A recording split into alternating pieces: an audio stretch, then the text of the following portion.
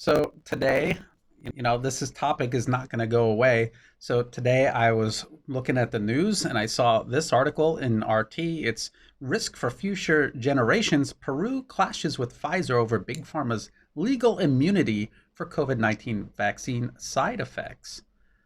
Now, everyone, I don't care who you are, you should immediately see what the problem is with this headline. uh, Pfizer and all these other giant pharmaceutical corporations have told us all that not only were they able to do all of this in just 7 months, but also that the product that they are presenting, this vaccine, is definitely safe, definitely effective, and absolutely necessary. And everyone should take it. And if you don't take it, something's wrong with you. But they're saying all of that with absolute confidence, but they're unwilling to take the responsibility if anything goes wrong, if there's any unexpected side effects from these vaccines. And of course, for anyone responsible and in charge of acquiring vaccines for COVID-19, that should be an immediate red flag.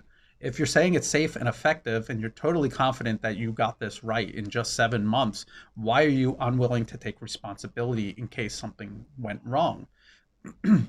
And of course, the most alarming part about all of this is that all of this is happening under a confidentiality agreement. So the government in Peru is not even allowed to talk about the specifics of what's going on here. And it's not just in Peru. The EU was not allowed to tell the public about the prices of the different vaccines that they were considering buying, even though it was going to be the public's money they're buying these vaccines with.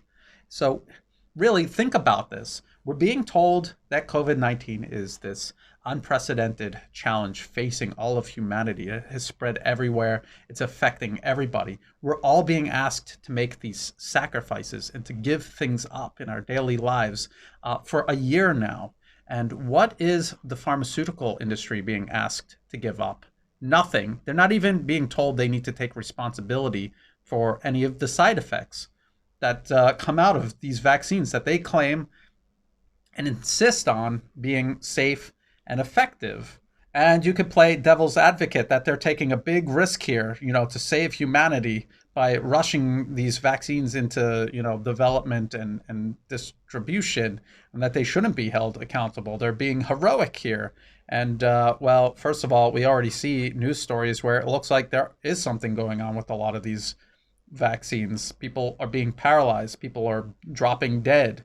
And it's funny how when we're talking about how dangerous COVID-19 is, we're casually linking anything together to make the number as big as possible and as scary as possible. But then when people start dropping dead after taking the vaccine, now we're being super scientific and skeptical about whether there's any sort of relationship between the person dying and the vaccine. It's funny how there's this double standard suddenly, now that the shoe is on the other foot, so to speak.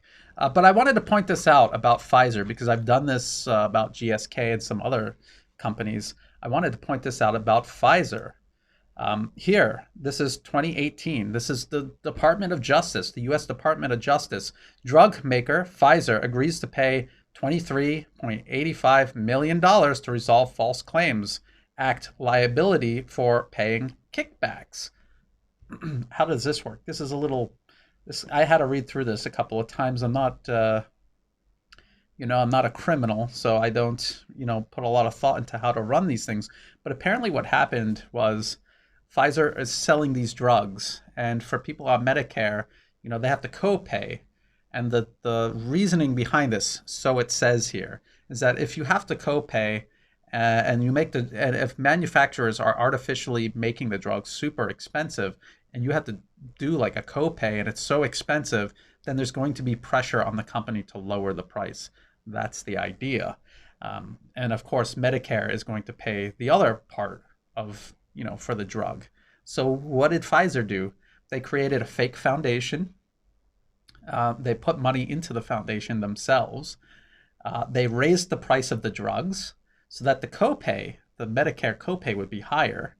And so they would be making more money, and then they would pay the other half of the copay themselves. So it's the money, their own money, going back into their pocket. And so they were making all this extra money selling these drugs. And they were doing this. Pfizer, a fake foundation that they created, and a third-party pharmacy were all involved in this. And as you can see, it's quite a lengthy discussion. Read through it. It's very interesting how they set this up. This is not a company that you should entrust anything with, not even your lunch money for a day. Should be entrusted to a company like this. And yet we're entrusting our lives and our health to a company like this. And if you think, well, that was just a one-off thing.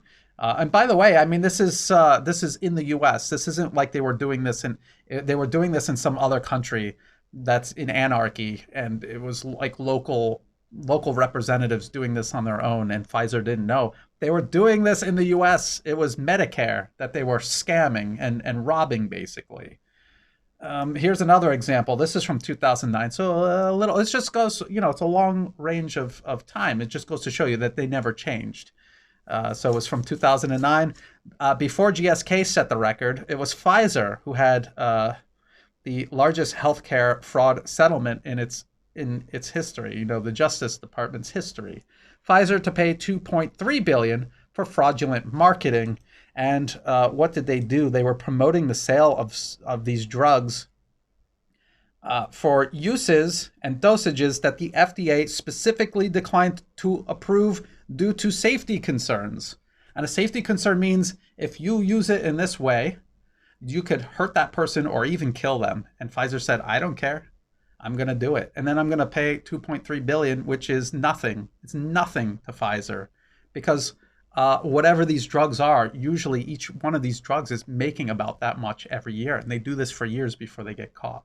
So when they pay out, even though it's a record for the Justice Department, Pfizer doesn't care because it's a fraction of what they were making off of these drugs. And they get to keep the rest. And no one goes to jail. So all of these fraud cases, you're looking at kickbacks, bribery, fraud, and the Department of Justice in the U.S., when they see Pfizer doing this, their solution, the way they're going to teach Pfizer a lesson is to make Pfizer pay them as well, to make sure they get paid and allow them to continue doing it, because this was 2009, and then they're doing this in 2018. And now, forgive Peru for asking questions and being skeptical and wondering why Pfizer gets legal immunity. Probably because they're worried about things like this that Pfizer, we know for a fact, has done. So again, COVID-19 this is not really a discussion about how dangerous the disease is. It's not a discussion about the science behind vaccination. It's a discussion about these extremely confirmed, verified, corrupt corporations being put in charge of our response to it. And that calls absolutely everything into question.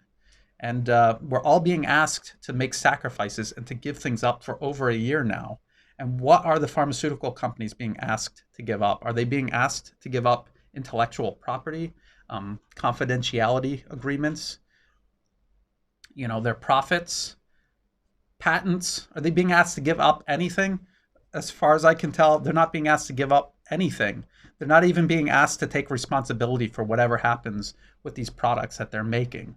And we know that they have a long, verified history of impropriety of all kinds, including putting people at risk deliberately to make money. So why would anyone trust Pfizer or any of these companies with the responsibility to come up with a solution to COVID-19 if it's the threat we're being told that it is?